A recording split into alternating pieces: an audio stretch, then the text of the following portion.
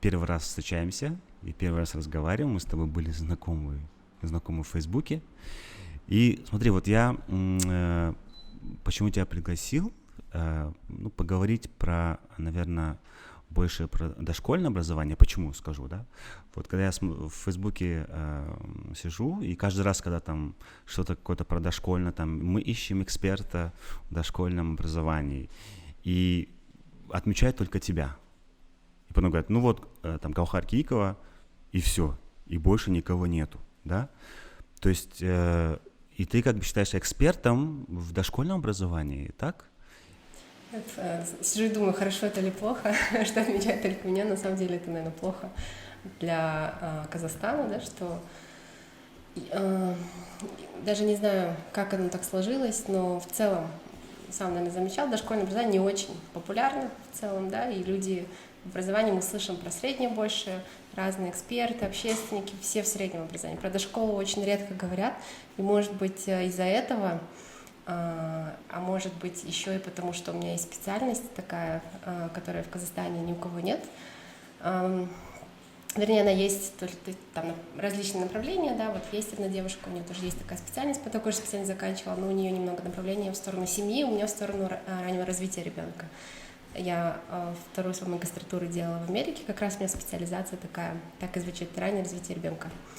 И, наверное, вот в силу этого, плюс в прошлом году был такой проект Елюмыта, вернее, он как бы существующий, но одно из направлений было новое, подготовка отраслевых менеджеров. И там по 11 отраслям собрали команды, всего было 37 команд по различным там вопросам, и в образовании было 5 команд, одна из них была дошкольное образование, и вот я была лидером этой команды, и тогда меня стало очень много в нашем пространстве. Не только до этого я писала, говорила, да, но это как бы только моя какая-то аудитория, а тут пришло взаимодействие с министерством, с различными госорганами, и это, наверное, тоже помогло, подтолкнуло, я не знаю, чтобы больше услышали, стали видеть, меня стали там на разные интервью приглашать и так далее. И, наверное, поэтому как-то вот сложились звезды, не умаляя при этом своих услуг, да, но на самом деле такой момент выпал, что и президент начал говорить про дошколу, чаще упоминать, как-то все так завернулось, что так получилось. Ну смотри, вот для меня, да, вот слово эксперт — это тот человек, который, допустим, если учитель, то он должен поработать учителем, да. Если это, допустим, преподаватель в вузе, он эксперт, допустим, по высшему образованию, он должен там преподавать или преподавал, кто-то имеет опыт, да, то есть, потому что сейчас эксперты, слово эксперт, оно такое сейчас размытое, там кто-то прочитал, там, допустим, там 10 книг, и уже, наверное, можешь называть себя экспертом. То есть, когда ты в поле не поработал, когда ты не узнал, что такое вообще дошколка, то есть я почему это говорю, я вот тоже как-то был сопричастен, там у нас была, там, я работал в школе, школа детский сад называется, школа детский сад в Коктубе, вот, и я там, когда увидел, как это сложно работать, да, с дошкольниками, да, потому что это ананың ойы балада, баланың ойы далада, да, то есть их собрать и с ними как-то провести время, да, то есть это очень сложное дело, и это нужно тоже как бы оплачиваться должно соответственно. Да, сейчас вообще вот в дошкольном образовании сейчас идет так же, как в среднем образовании, там увеличение зарплат. Это важный момент вообще в дошкольнике, или там тоже идут люди такие как бы от души, то, что я хочу вот работать с детьми, или это все-таки мотивация также в каких-нибудь в зарплатах тоже? Ты тут 10 проблем уже, по-моему, сказал в одном вопросе, начиная там от экспертности кого-то, заканчивая заработными платами. Ну, конкретно к вопросу про финансирование, это больной вопрос, бесконечно больной вопрос в Казахстане. Да? У нас финансирование на очень низком уровне дошкольного образования. Есть определенные международные, не то чтобы требования, да, но рекомендации, насколько должно финансироваться раннее детское развитие. Это считается от 0 до 8 лет примерно, но вообще до того, как ребенок пойдет в школу. Да? У нас, скажем, допустим, до 6 лет. И вот ЮНИСЕФ, ОСР, они рекомендуют финансирование на уровне 1-2% от ВВП.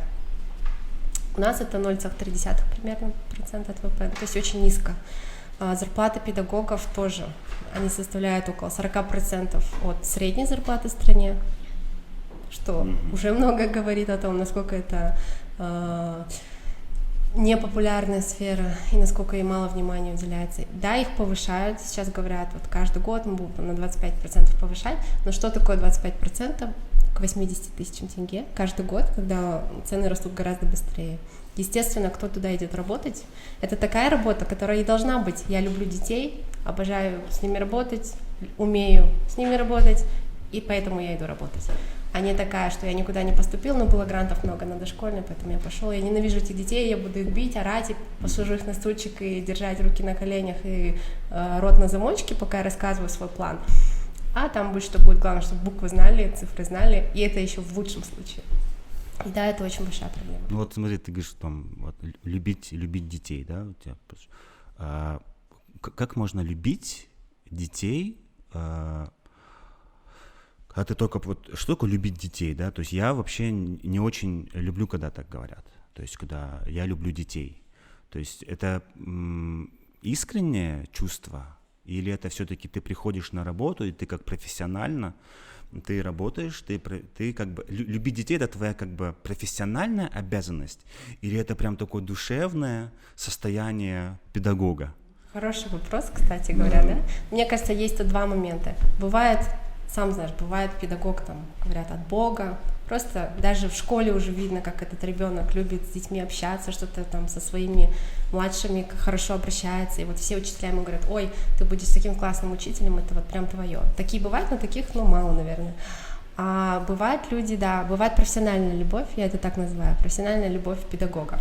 Ты заходишь на работу, и у тебя есть дети, с которыми ты работаешь, и ты...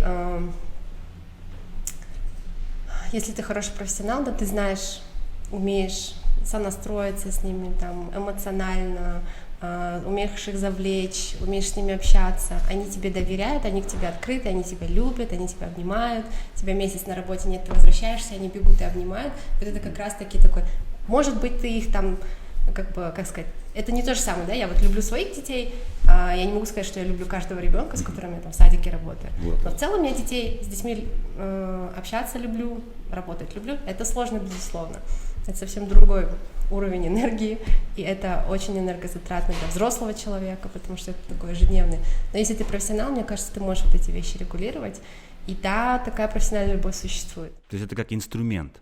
То есть любовь, да, в педагогике — это как такой инструмент, где ты показываешь, где ты эмоционально, ты знаешь, как правильно подойти к такому ребенку, как правильно подойти там, к другому ребенку, и тогда он уже почувствует, что это интересно, то, что он умеет со мной работать, и также я отдаю свою любовь. То есть их любовь, она как бы искренняя, да, а наша любовь, она больше такое в профессиональном плане должна быть в каких-то рамках.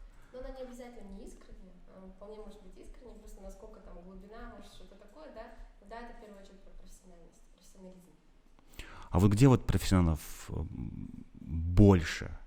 Ну, даже не больше, а вот я имею в виду сейчас про частные, да, и госшколы, и госсадики, да? То есть вот сейчас это очень большая проблема, такая социальное там неравенство, да, вот между там школами, да, это мы обсуждали с ребятами тоже. Это вот частные школы, дорогие школы, да, и госшколы. И сейчас также появляются и садики тоже, частных садиков сейчас просто очень много из-за господдержки и так далее.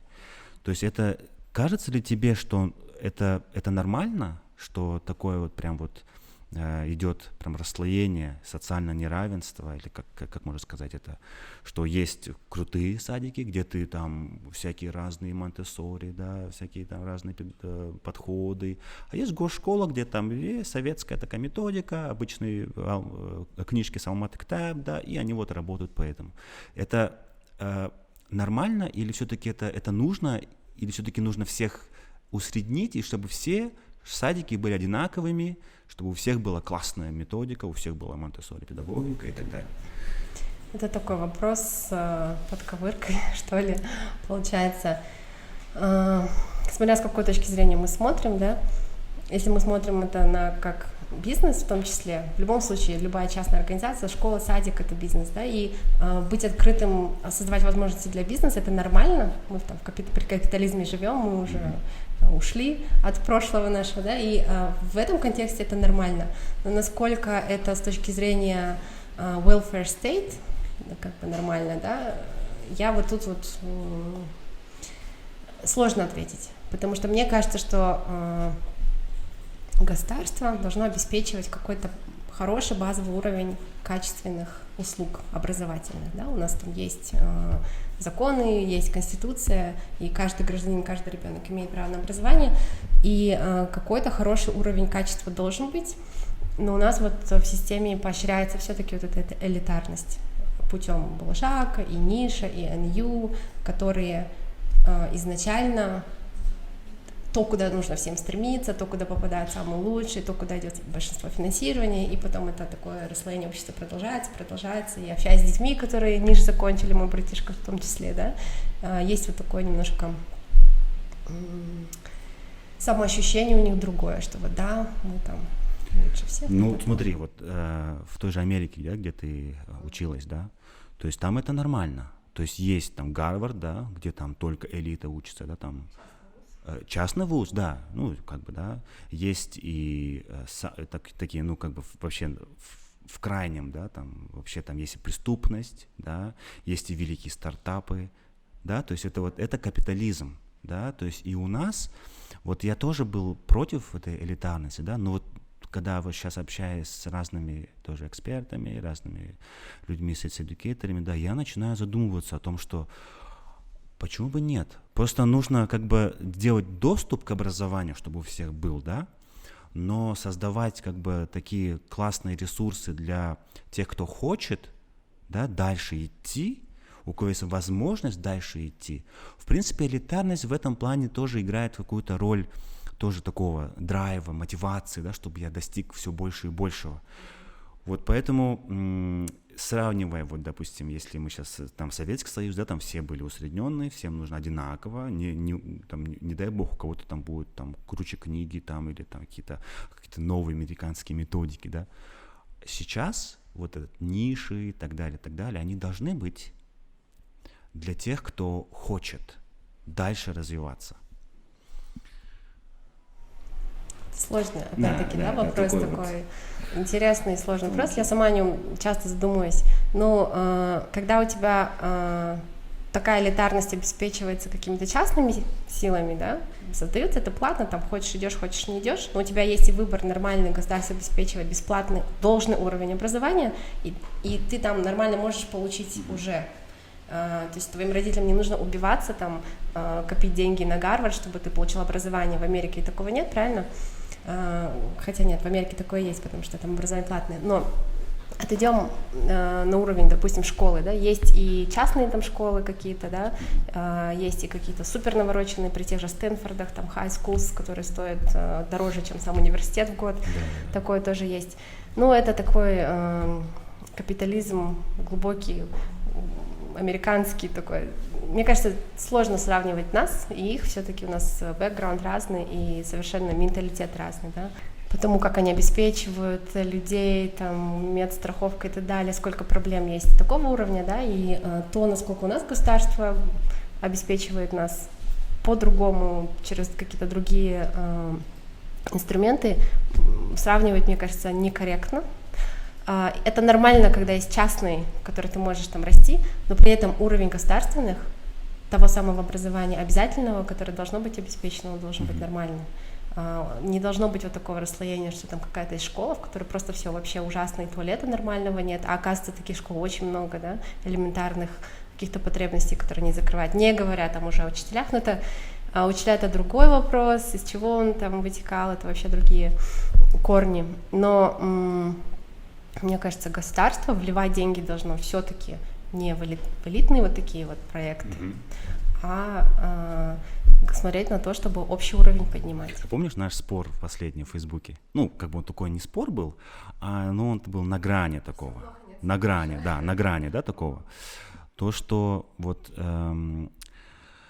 ты говорила, что вот у нас как бы, да, то есть такое обобщение, что вот у нас там в садиках там не очень, в садиках там есть какие-то проблемы, в садиках есть там ругают, да, ты говоришь, там какие-то там злостные там преподаватели, да, но я тебе как бы парировал о том, что типа мы должны говорить о конкретном садике, да, о конкретном случае, о конкретном преподавателе, да, что так, вот я вот вижу, что садики в принципе нормально, там все ок. То есть сейчас вот классные книжки, да, там Алматы Кітап сделал, да, там и там 4+, да, 4+ книжки, где там они там и есть и наглядные материалы, какие-то, и обложка сейчас такая классная, да, стала. То есть уже потихоньку вкус у издателей, вообще вкус в дошкольном образовании, он улучшается. Или ты думаешь, что наоборот сейчас все ужасно, все хуже и хуже становится? Для меня наоборот сейчас каждый раз, вот одна, если есть проблема, она раз решается.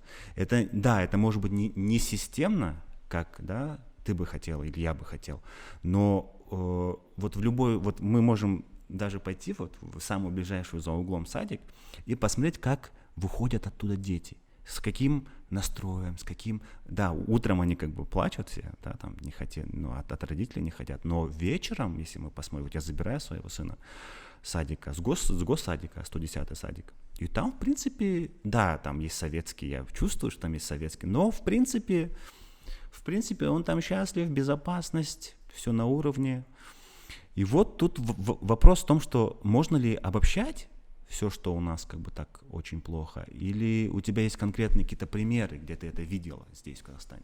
У нас, наверное, разные стандарты, на которые мы ориентируемся, ориентиры разные, да. Я это смотрю с точки зрения международных каких-то стандартов, международных научных данных, да, о том, что ребенку нужно до садика, и о том, что делаем мы.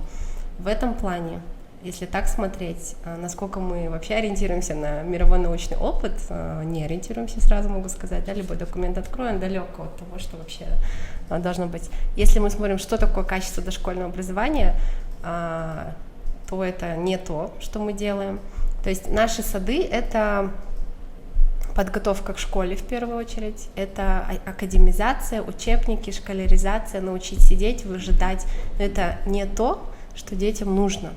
Это не то, что дети могут и должны делать, и не то, что нужно развивать у них в этом возрасте. Это говорю не я, это говорит наука. И когда я такие обобщения делаю, я говорю с точки зрения там госполитики. Я не говорю, что вот когда я сказала, и вот пойдешь в любой садик, и он в этом плохой. Естественно, любой садик, у него есть и хорошие какие-то стороны, и плохие какие-то стороны, плюсы, минусы и так далее. Но когда мы смотрим в общем на уровне госполитики, посмотреть на данные, посмотреть на документы, посмотреть на то, как вопросы решаются, как вообще, на чем они основываются, в этом плане нет, в этом плане все. Вот как раз-таки нужно очень много работать. Ну вот сейчас, вот если мы посмотрим сейчас, да, сейчас все силы государства направлены на среднее образование. Ну, большинство, да, силы туда направлены на среднее образование. Почему? Потому что это 11 лет, да, это там, это целый, это считай, вся жизнь у детей, да, проходит в школе. То есть, а какова вот ценность, да, вот у дошкольников, что там, с чего нужно было начинать? С дошколы? Или все-таки правильно, что со среднего звена все началось, да, вот средняя школа, давайте мы сейчас ее нормально сейчас сделаем, а потом уже будем переходить уже на дошколку, в универы и так далее.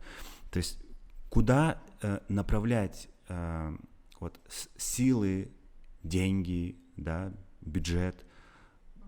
На среднее или все-таки на дошколу? Можно просто посмотреть на цифры. Не наши, к сожалению, у нас таких цифр исследований не проводятся, но можно посмотреть на американское исследование, да, Return on Investment, сколько вложили, сколько получили.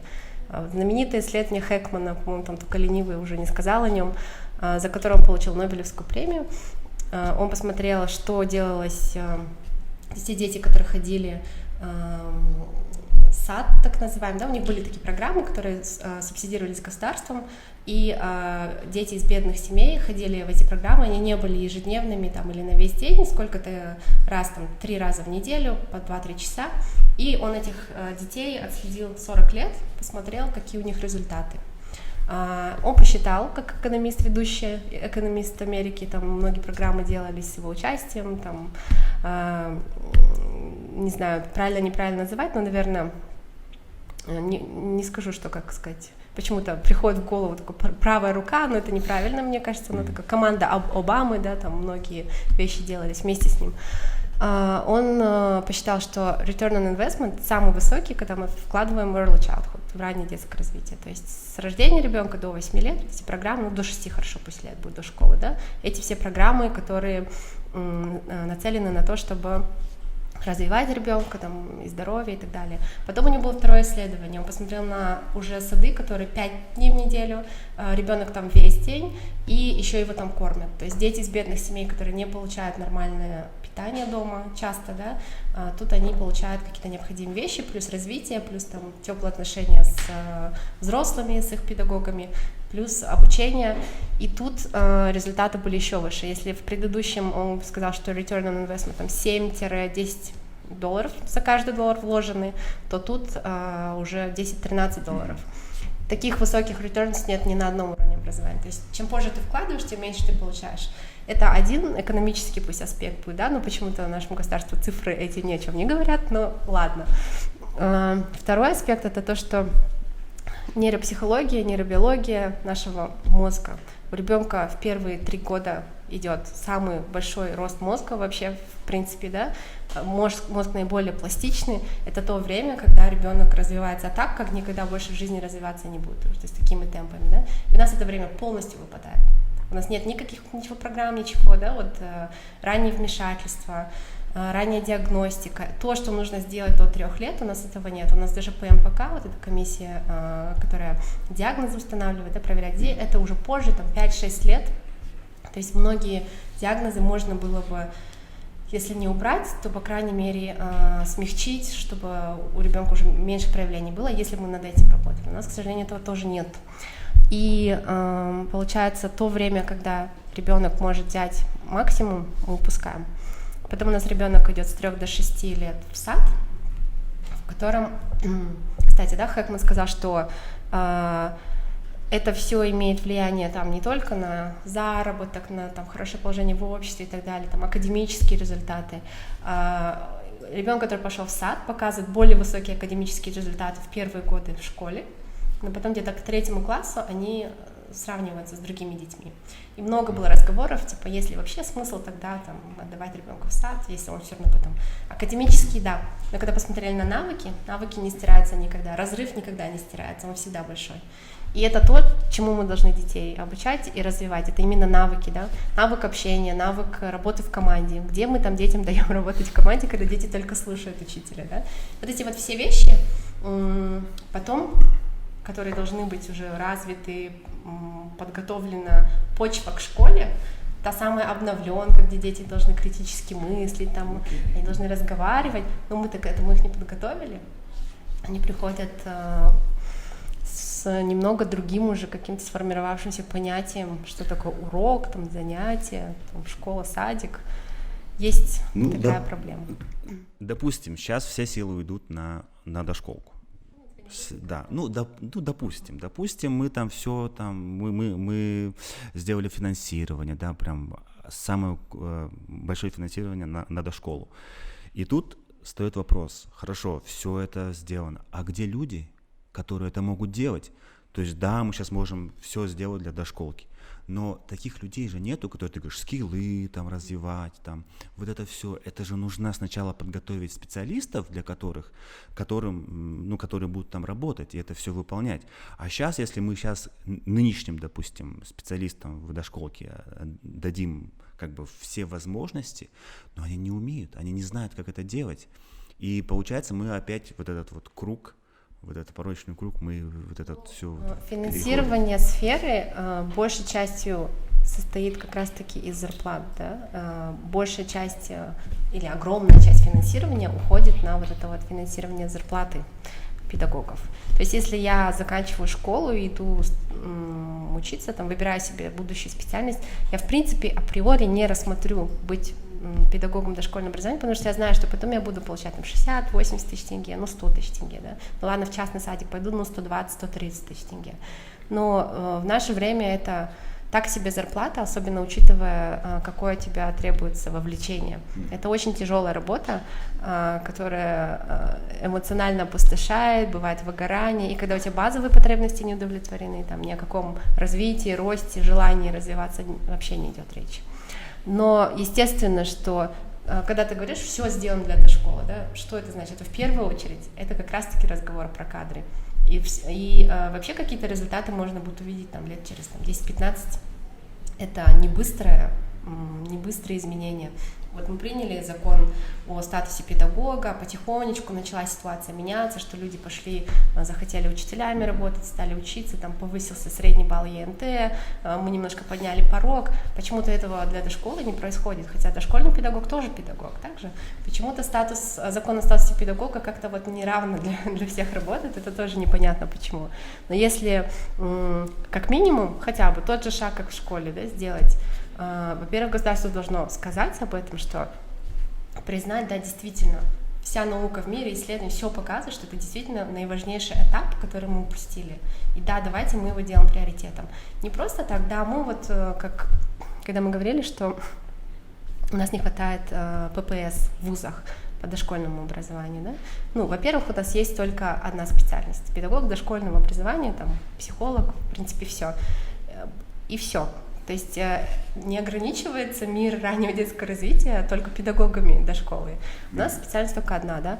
И люди, которые у нас работают на ключевых каких-то должностях и принимают решения, разрабатывают документы, они не имеют специальной подготовки, образования, то есть там госполитика в области раннего детского развития, есть такие, да, специальности. Они как бы это не изучают, и потом они принимают решения для всех. Может быть, у этого человека есть там опыт работы в садике, но такое редко бывает, потому что у нас в министерстве такая структура, что дошкола и школа входят в один комитет, и, естественно, там люди, большей частью, кто из среднего образования, глубоко дошколу они все равно не понимают. Сколько вот я разговариваю, общаюсь, нет такого глубокого научного понимания, ну, в принципе, да, как бы у нас это такая сфера. И дальше сейчас договорю, да, про ППС. Получается, что в самих вузах, в педвузах тоже акцент на среднее, на подготовку учителей среднего. Школа как-то, она, вот, не знаю, на всех уровнях остается на каких-то вот по остаточному принципу. И выбирают ее по остаточному принципу, и преподают ее там по остаточному принципу. И ППС тоже не хватает. В итоге предметы преподают учителя ППС, которые преподают там предметникам средней школы. Но опять же, да, это совсем не такая же сфера, там совсем другие должны быть знания, там совсем подход должен быть другой, да. Это не то же самое, это не то, что просто, я знаю там психологию ребенка, я могу пойти и научить детей психологии ребенка, будущих педагогов, но это с точки зрения среднего образования, это все равно не то же самое, что когда мы говорим о ребенке там с рождения и до 6, до 7, до 8 лет. И это один момент. Второй момент, мы поднимали, что в Балашахе нет такой специальности, как дошкольное образование, да? Как могли вообще это упустить, да? И мы это говорили в прошлом году, вот как раз по Ельмуту. И дошкольное образование добавили, но его поставили под специальность педагогика начального образования. Ну вот туда ее как бы не приоритетная, а вот есть же приоритетная специальность, и вот потом там список, и вот туда. И получается, опять же, педагогика.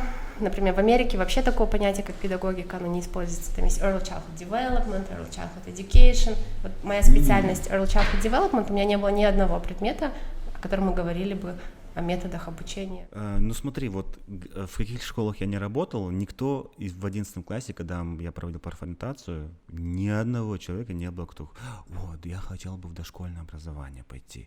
То есть это настолько как бы непопулярная специальность, но вроде бы открываются садики, и туда идут, ну, не знаю, там, кто туда идет в садики, да, какие люди, какого они характера, люди, это тоже очень большой вопрос.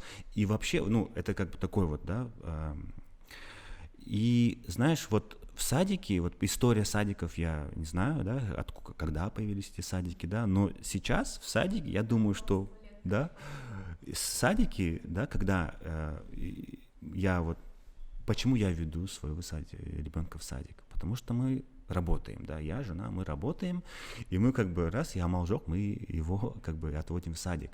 То есть если бы, допустим, жена бы не работала, допустим, да, она бы спокойно сказала, я бы сидела бы с ребенком и занималась бы сама. То есть и вчера вот, допустим, я вот по такой момент я что-то подумал, что в садике идут, и в садике, может быть, даже в частные школы, да, идут, чтобы вот этот нехватки вот этот витаминов внимания, чтобы там получать. То есть и какой вот воспитательный аспект, или вот этот душевный аспект, или правильный аспект, или домашнее обучение, когда ты с родителями занимаешься, да, как и было раньше, да, или все-таки вот до 6 лет нужно быть в садике, и ты там получаешь как бы вот эти витамины внимания, витамины счастья и так далее. То есть какая разница между вот этими двумя?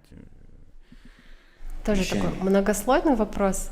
Наверное, единого ответа не будет, потому что, во-первых, разные дети, да, кому-то просто хорошо дома, ему больше ничего не надо, да, бывает и такие дети, и таких достаточно много, которым просто некомфортно, особенно там в возрасте 3 лет, идти в какой-то коллектив и там социализироваться, и там учиться и так далее. Кому-то комфортнее чуть попозже начать, кому-то нормально раньше начать, то есть это потребности ребенка. Но правильно говоришь, что родители ведь работают, да, и ребенка нужно куда-то пристроить. Изначально сад вот такое место есть, как и школа, кстати, да, что куда-то нужно детей, куда-то деть, чтобы они чем-то занимались, пока родители работают. Но с развитием науки мы ведь понимаем, что сад не может быть просто таким местом, где мы детей отвели, и чтобы там они, главное, мы живого ребенка и не голодного вечером забрали, да? Это не такое место. Это вот подход к образованию дошкольному как к подготовке к школе, мы вот как бы к этому пришли, да, от того, что это просто место, где ребенок проведет время, пока я работаю, потом я его заберу. Потом, что он просто так будет там сидеть, его нужно готовить в школе. Мы же в школе должны уже там получить каких-то определенных детей. И дальше мы не пошли. Хотя на самом деле следующим этапом в развитии, да, было что понимание, что дошкольное образование это не подготовка к школе, в том числе, да, но это не главная задача. А это вообще самостоятельный этап жизни ребенка. Это этап, в котором происходит очень много, да, там формируется какой-то характер ребенка, развиваются навыки, и нельзя его рассматривать просто чисто как подготовку к школе, и еще и запихивать там ребенка академическими знаниями.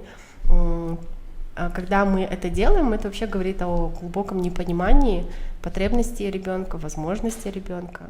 Даже слово вот это дошкольное образование, вот это само вот это выражение, ты против него, и ты бы как назвала бы это? Департамент дошкольного образования сейчас, да, у нас есть? У нас нет департамента дошкольного образования. Или нет такого? Нет. Или у нас есть комитет дошкольного и среднего образования, в котором там 34, по-моему, человека, да, и, они должны вроде бы и тем заниматься, но, естественно, все внимание уходит на среднее образование.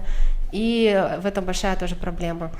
Не буду говорить, сколько человек занимается дошколой, мало, катастрофически мало. Но сейчас в процессе министерства того, что они открывают управление дошкольного образования, ура, наконец-то. По сути, да, это должно определенные там вопросы какие-то хотя бы на какой-то процент решить. Но опять-таки зависит от того, кто там будет работать, насколько люди будут компетентны. Я пока не знаю, кто там будет, поэтому только жду и надеюсь, и молюсь, чтобы все было хорошо. Только что у меня появилась такая мысль. Вот в дошколке, да, вот где бы я, там все, это женская профессия. Да, это такая вот женская профессия. Но постепенно, сейчас я смотрю, в частных школах начинают преподавать уже мужчины. И тут у меня такой возникает вопрос. Я такого еще не видел, да, и для меня это было как бы такое, немножко странно для меня это было, что, окей, в среднем образовании, да, в школах я как бы окей, типа это было уже давно, да, то, что мужчины работают там в школах и так далее. Но физруком, НВПшником, физиком, да, и так далее, математиком, это как бы окей, да, это привычное состояние. Но когда я иногда вижу, что мужчины работают в садиках, для меня это немножко странно. То, что мужчина, как бы у него все равно есть, то есть нету такого инстинкта, да, к воспитанию детей, да, чуть меньше, чем у женщин.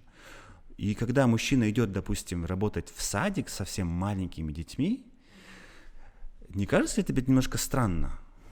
Нет, не кажется это странным. Но это социальные какие-то нормы, продиктованные там сложившимся строем, да, там патриархальным, и прошлым, и настоящим, хотя многие не согласятся. У нас говорят, в Казахстане там не патриархальное общество. Нет, конечно, патриархальное.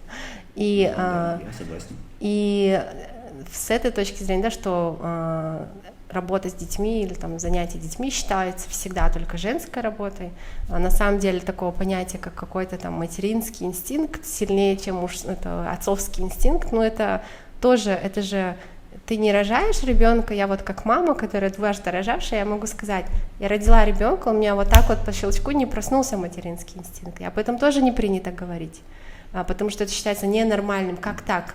Родила и будь рада, да, что ребенка родила вообще. Какая-то там депрессия постродовая, там вообще радуйся, что у тебя там ребенок живой, что ты жива, как ты смеешь такое говорить, да? Причем это еще идет от женской половины твоей семьи. Такое тоже было, но я не могу сказать, что я вот родила, и сразу вот у меня включился что-то там, любовь безмерная к этому ребенку. Это тоже вещь, которая, она со временем развивается, это тоже чувство, которое развивается со временем. И так как мама проводит с ребенком времени гораздо больше, у нее, естественно, это чувство развивается быстрее, она там сильнее, да, она там себя чувствует ответственной за ребенка. Но когда отец одинаково принимает время во всем, одинаково там идет и вместе народы, да, при согласии обеих сторон, и там с самого детства старается максимально там 50% времени уделять тоже ребенку. У отца такие же чувства, нету там, у него не меньше чувств, чем у меня, у него не меньше инстинкт. Часто мой муж ночью просыпался и ловил ребенка, летящего с кровати, чем я, например, да? То есть это о чем говорит? У него что там, ну как бы. Окей, ну ты сейчас говоришь про собственного ребенка, да? Вот, допустим, вот пришел к тебе, ну, тебе нужна нянька, и к тебе приходит как бы нянь, да, мужчина, да, и говорит, что я вот нянька, ты бы оставила бы своего ребенка, допустим, 3 лет, 4 лет, с мужчиной, нянькой, допустим, дома. То есть вот момент, да, такой, очень... Нет. Это не провокационно просто, это просто вот понять, да, то, что... Почему вот я столько же или не столько же доверяю мужчине или женщине? Тут же важны, наверное, профессиональные качества в первую очередь. Или мы опять исходим из общества, в котором насилие все совершается со стороны мужчин? Нет, ну вот конкретно, да, вот конкретно, да, то есть может ли там, допустим, ну окей, твой муж, допустим, сказать, типа, окей, все, оставляем там такого-то мужчину на целый день там с ребенком там, или девочка, или мальчик, неважно, да, то есть оставили бы мы, ну, большинство людей скажут нет. То есть это уже, это стереотип, или это все-таки природное, естественное? Это просто наше общество, в каком обществе мы живем, как я сказала, мы в большинстве своем 90%, вообще, если брать не просто только там школьную среду, и мы, или там дошкольную среду, и мы видим насилие со стороны учителей женщин, просто потому что там их почти 100% женщин работает, да? Но если брать общество в целом, все равно мы видим большей частью насилия только со стороны мужской половины общества, да? Там в силу патриархальных устоев, в силу силы самой по себе и всего, да, и поэтому мы не можем себе, естественно, да, я тоже буду думать, что за мужчина там пришел, потому что я в таком обществе живу. И у этих мыслей есть природа определенная, и опыт мой там и моего окружения будет говорить мне о том, что не стоит, потому что мы так живем. Но это не природные вещи, это просто профессионализм. Если посмотреть другие страны, в которых кстати, эта профессия феминизирована везде вообще в мире, да. Но есть страны, которые в которых немного лучше ситуация, там чуть-чуть меньше перекос, и там мужчины работают в садах вполне, да. Я сама, когда в Америке училась, у нас были студентов много, парней. У меня мой адвайзер, научный руководитель, был мужчина по этой теме, да, у него много было профессоров, примерно одинаковое количество мужчин и женщин было. Мой адвайзер был в лаборатории детского развития, вот садик, да, при университете, где мы работали, он ею заведовал несколько лет, потом ею заведовала женщина, ну, то есть там как бы таких, она тоже, да, феминизирована, но все равно как бы таких вот не было. Не знаю, не так страшно обращают вот внимание, и вот нет такого, что все это мужчины, все. Ну да, но все равно вот ты говоришь, что это во всем мире так, да, то есть это не только в казахстанском патриархальном обществе, это и в самых там демократичных, да, демократических государствах, да, это, то есть это феминизированная такая профессия, да, больше. Также? Чем более государство демократично, чем более оно создает равные условия в плане, что, допустим, возьмем скандинавские страны, которые нам оскомину набили, но тем не менее, да, они ведь как бы предопределяют, что мужчина принимает участие в жизни ребенка, если не столько же, сколько мама, но хотя бы стараются так к этому подвести. Там декретный отпуск и так далее есть в обязательном порядке, что там сначала мама, потом папа, участие мужчины в жизни ребенка, своих детей в обязаловке, можно так сказать. И это уже привычно, и это уже нормально, и уже там поэтому и перекосов меньше, и больше мужчин в профессии, и люди уже по-другому реагируют. Мне кажется, это просто... А ты не думаешь, что вот в школе как бы амбиции, допустим, мужские, они могут больше проявиться, допустим, какую-то олимпиаду выиграли, да, там, поехали куда-то там на какие-то соревнования, да, там, то есть такое. А в садике, да, у мужчины же больше такая победа, да, нужна. Ну, я сейчас опять говорю, да, сейчас вот делю, да, вот эти вот мужчин, женщин, да. Но все-таки это какая-то вот, все-таки есть какая-то природная штука такая, да. А женщина может себя, как бы, свои амбиции, вот когда ребенок там ее обнял, ребенок улыбается, ребенок научился, не знаю, там, шнурки завязывать, да, это уже для родителей. Это уже как бы такой вот вау, какой классный детский садик. То есть в этом плане... Это все социальные нормы, и что диктует общество. Да, когда говорит общество тебе, ты мужик, ты молодец, давай двигай вперед, и ты в нем живешь, и ты же в нем же вырос, и ты говоришь, что мужчине это нужно больше, чем женщине. Это неправда. Мужчины такие же бывают разные, как и женщины. Кому-то это нужно, кому-то это нет, но под там, давлением социума нужно. Мне тоже нужно, потому что всем нужно, я же мужик. Да? Это просто социальный устой, социальные нормы. То есть мы можем спокойно сейчас сказать, допустим, ребятам, да, там, школьникам, которые заканчивают, там, мальчикам, да, парням, типа не бояться идти, допустим, на специальность там дошкольное образование, и там тоже можно каких-то достичь. Абсолютно. У нас дошкольное образование, эта ниша вообще пустая. Почему называют одно имя, как ты говоришь, да? Почему? Потому что нету экспертов таких, чтобы ярких, которые бы было слышно, да, там, они есть, но их очень мало. Эта ниша, по сути, пустая, молодежи там практически нету. Пожалуйста, вперед из песни, да, там можно построить шикарную карьеру и в любую международную организацию попасть абсолютно. Это такая, эта тема, это сфера, которой не хватает вообще. Это просто, я не знаю даже, как это описать, но реально просто не хватает людей. Любое мероприятие задумали, любой научный проект задумали, все что угодно, там, международные проекты, международные организации, министерские вещи. На любом уровне не хватает. Я, честно говоря, не успеваю отвечать на вот все запросы, которые приходят. Это такая жажда в этом плане, что нету специалистов. Это очень-очень такое. И бывают огромные, крутые проекты, в которые нужен, да, человек, и не могут найти. Все лето там один российский проект искал того, кто бы смог организовать по дошколью именно, да, там классный проект, крутой, большая конференция. И кому бы ни обращались, эти все люди, вот, которые в моем институте, мы основали институт детства Ойна, общественное объединение, И вот как бы там собрались такие самые неравнодушные, не знаю, молодежь, да, кому бы ни обратились, они все, это все мои девочки, получается. И нас там по пальцам пересчитать реально.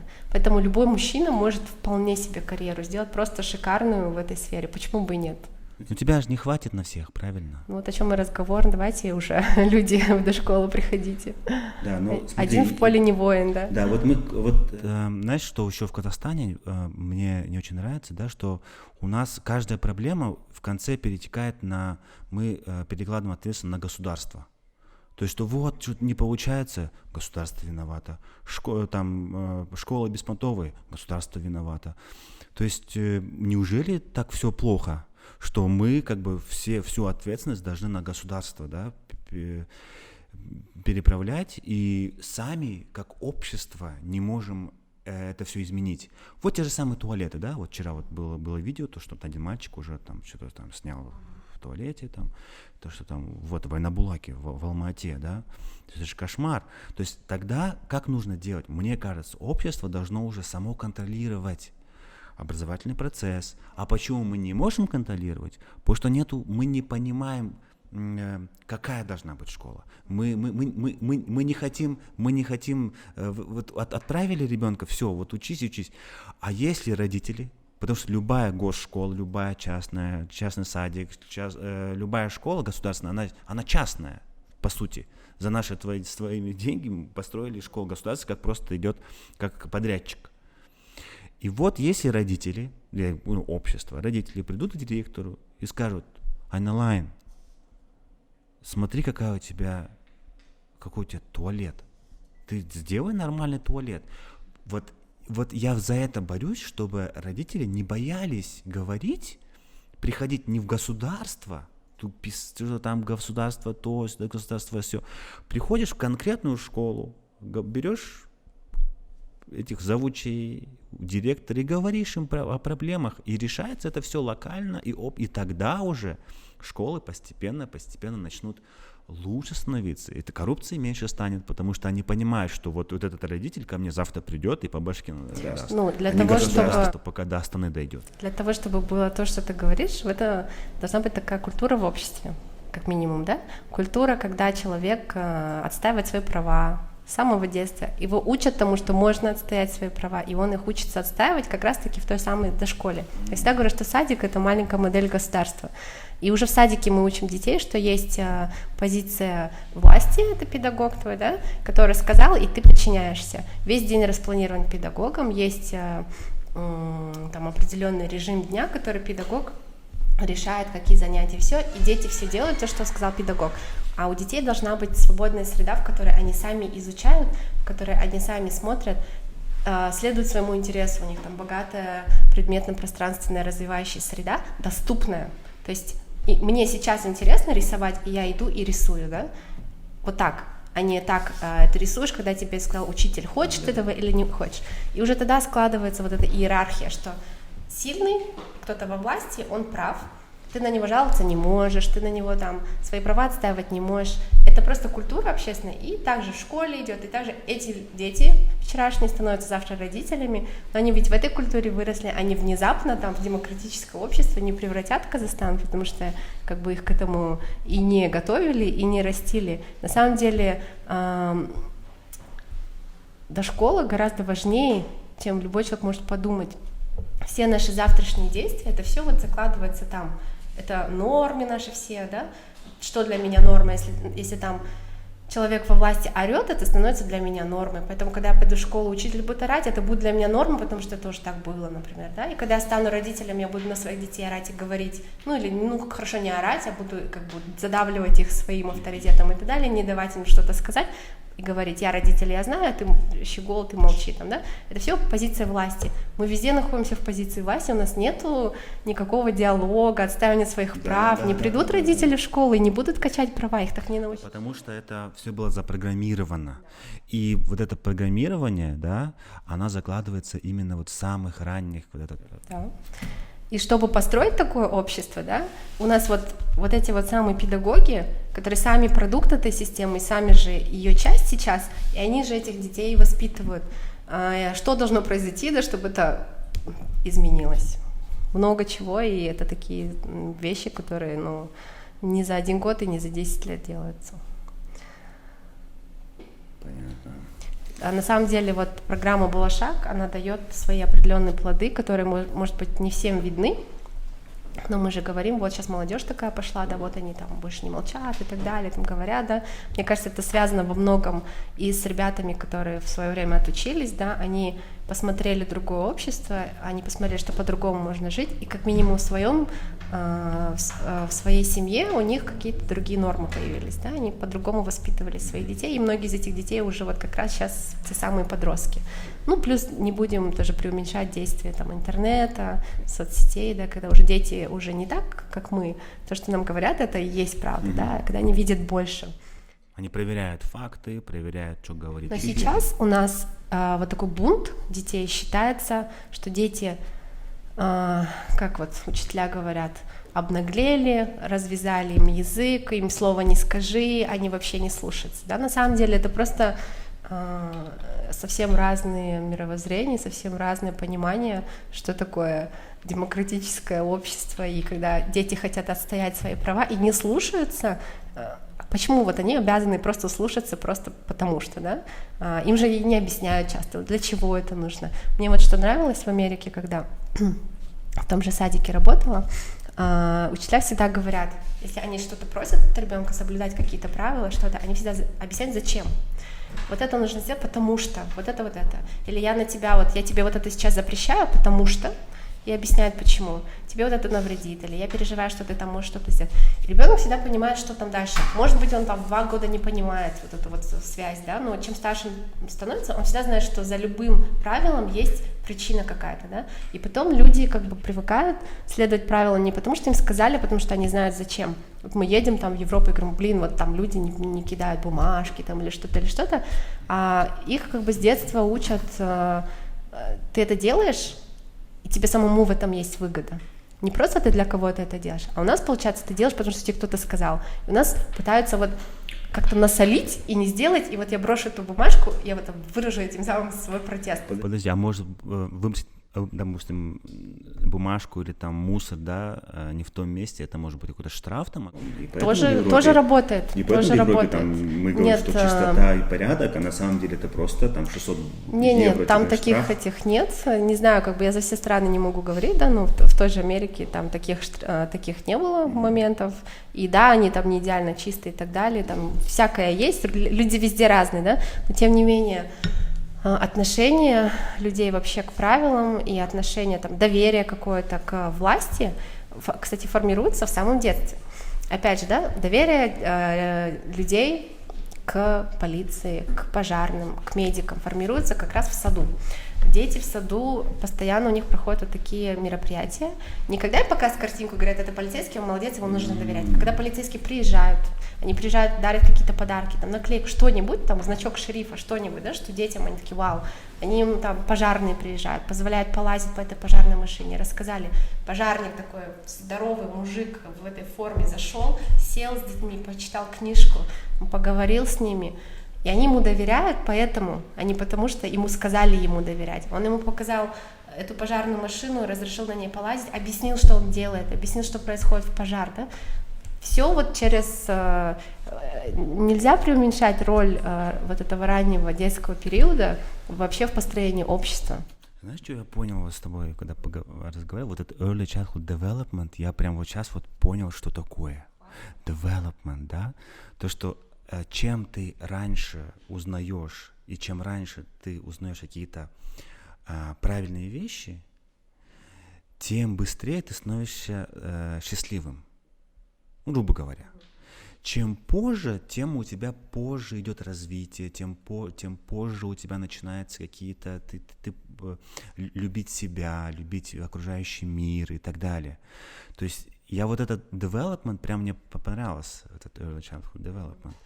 Чем раньше ты начнешь, тем быстрее у тебя получится в жизни то же самое, тот же успех, да, тот же какие-то у тебя самореализация, она будет быстрее, и это хорошо и для государства, и для общества в целом. установки, которые у ребенка закладываются, они все идут как раз с того времени, да. Позже эти установки уже тяжелее поменять. И вот ты говорил, нужно ли в сад там идти или нет, да, если это такое место, в котором действительно у ребенка разовьют навыки, да, и увидят, ему где-то тяжело, ему помогут выстроить потихонечку, будут по кирпичикам складывать, и он оттуда выйдет с прогрессом, да. Результат вообще сада, у нас считается, что результат — это вот академические знания ребенка. На самом деле результат и показатель хорошего сада — это то, что ребенку там безопасно, он там, ему нравится, да, он там в воле может наиграться, наобщаться, и у него есть прогресс. Не только в академических вещах, вообще требования к академическим знаниям там, в той же Америке включают, что он там знает алфавит, может различать там, цифры, буквы, фигуры, все. И больше не нужно ребенку знать. Да, все, реально все, да. Именно про навыки. Если ребенок приходит, вот ему там 2 года, 3 года, ему тяжело. Хотя в Америке дети ходят в сад с 6 недель, потому что у них декретного отпуска нет. И в 6 недель уже ребенку туда, да. Его навыки, то, как он умеет с людьми договориться, как он умеет общаться. Зачем дается свободная игра ребенку? Вообще ребенок учится через игру. Мы все это вроде бы знаем, но мы это не делаем. Ребенок учится через игру, потому что игра — это понарошку, да, и он там пробует. А вот если я сейчас, давай вот смотри, да, есть такая у детей забава, давай представим, ты там плохой, я хороший, ты там вор, а я там полицейский. И они вот эти социальные сценарии отыгрывают, потому что это понарошку, и потому что это безопасно, и можно посмотреть, а если я так поступлю, а если я так поступлю. И они пробуют, да, и мы им вот это время пробовать не даем. В команде общаться там, да, когда они сами игру свою придумывают, сами правила придумывают, сами придумывают, как наказать того, кто не последовал правилам, они вот это все пробуют. И потом завтра они это будут делать в обществе. Мы им попробовать не дали, мы им в саду сказали, что делать, в школе сказали, что делать. Школа заканчивается, мы говорим, выбирай, какую будешь профессию выбирать. А ему выбирать разве давали? Он разве умеет выбирать? Он никогда не учился выбирать.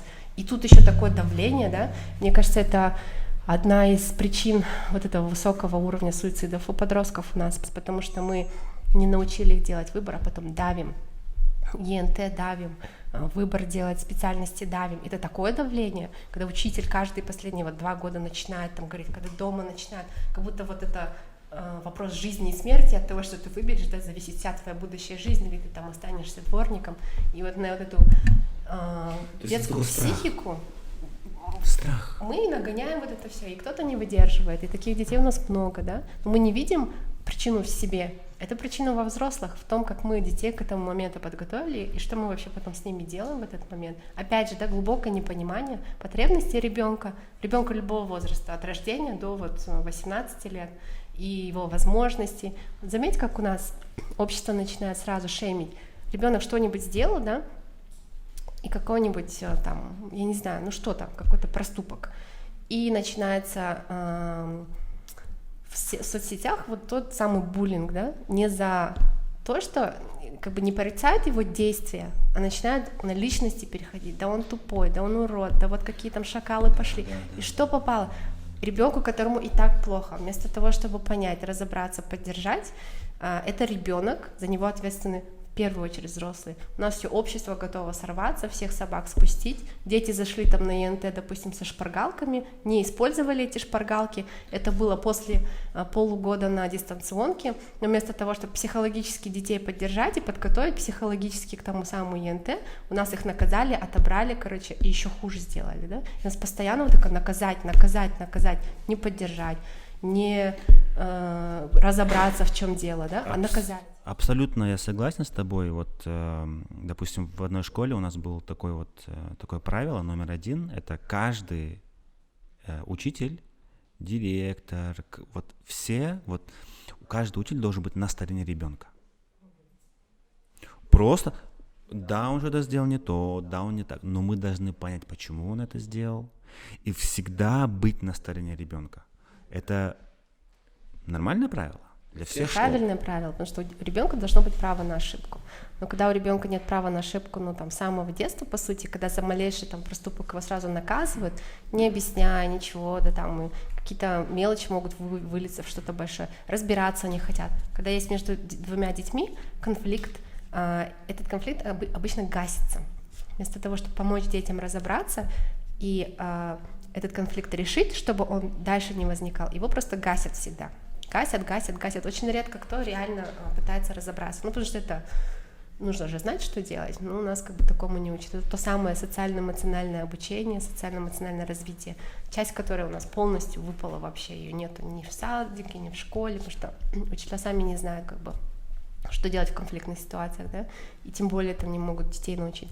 И получается, что ребенок не умеет там конфликты решать, да, и переходит в школу, там конфликты уже покрупнее, ребенок уже постарше, и ему кажется, что в подростковом возрасте это все там идет еще серьезнее, все кажется, в каждый момент это конец света для ребенка, а мы еще больше накатываем. Когда началась пандемия, и от моего университета, и от моих детей школы, и от младшего садика в Америке мы получали имейлы каждые несколько дней, которые начинали со слов. Каждый раз мы понимаем, что вы все сейчас в большом стрессе, да? Мы понимаем, это может быть тяжело. Потом там многие теряют своих близких. Это была постоянная поддержка от всех. И как моих детей поддерживали, меня как родителя поддерживали. Говорили, мы знаем, там, вам сейчас страшно, вы не знаете, что будет, что у вас там, вам тяжело, ваш ребенок дома, у вас там дела никуда не делись. И вот эта элементарная поддержка уже давала многое, да? Не так, что завтра всем в школу собираемся и встали, подготовили детей, плюс дети идут в форме, и еще будьте добры, имейте вот такие учебники. Ну, элементарные какие-то моменты. Подготовки психологической никакой, поддержки никакой, поддержки детей никакой. Международная организация выпускает огромные отчеты, в которых говорят, как нашим детям вернуться в школу. Не только мыть руки чаще, там, соблюдать расстояние, а именно психологическая поддержка. Помните, что ваши дети пришли, что эти дети, вот ты учитель, когда твои дети придут в школу, многие из них потеряли близких. Помните, что 1,5 года они были в глубоком там стрессе, потому что дети стресс родителей чувствуют, да, и плюс еще свой этот стресс они дополнительно, получается. Никакой поддержки нет. Меня как университетского студента, магистра, да, мне там уже сколько, за 30, и меня поддерживали постоянно мои преподаватели, и мне это было нужно, но здесь, к сожалению, у нас такого нет. Я ни разу не видела, чтобы министерство что-то говорило про психологическую сторону поддержки. И вот ты говоришь, нельзя там государство меня ругать, да, ну как бы, я считаю, что нужно, потому что функции государства — это их работа, если кто-то не выполняет свою работу, ну, должна быть определенная обоснованная критика. Это не значит, что мы не должны что-то делать сами, мы должны что-то делать, но обоснованную, аргументированную критику мы должны обязательно обратную связь давать, если нам Facebook не закроют. Ну да, ну мы так, короче, мы можем до вечера еще разговаривать. Я помню, у тебя сейчас самолет. Да, пора сейчас, домой. Да. И вот просто скажи вот буквально в 2 словах, какой детсадик мечты ты бы хотела видеть в Казахстане? Ну, вот, если вот не там говорить там о каких-то стандартах, да, вещах таких, которые должны быть, то это в первую очередь садик, который ориентирован на ребенка, в котором каждый взрослый понимает, что какие потребности у ребенка, почему ребенок может так или иначе себя вести, который чуткий, да, и слышит ребенка, и дает возможность ему проявлять себя, быть самостоятельным, инициативу поддерживать. Почему мы потом не инициативные взрослые? Ну, потому что у нас как бы нет таких нормы такой, да.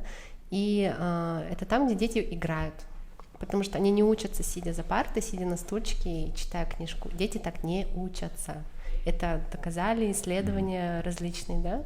В таком возрасте дети учатся играя. Они идут, играют и пробуют, научились. Играют, научились. И это может быть как игра, которую учитель придумал, так и игра, которую дети сами придумали, учитель вообще не вмешивается. Есть там разные варианты. Когда вот будут понимать в саду потребность ребенка, его возможности, вот это самый лучший детский сад. Он не обязательно должен быть, там, стоить каких-то миллионов, и там должны быть шикарные там, интерактивные доски, которые, по сути, тоже нафиг не нужны детям, да? Им в этом возрасте это не нужно. Им нужно теплые отношения и игра, нормальное поддерживающее пространство в эмоциональном плане, там, в социальном плане. Вот это самый лучший детский сад.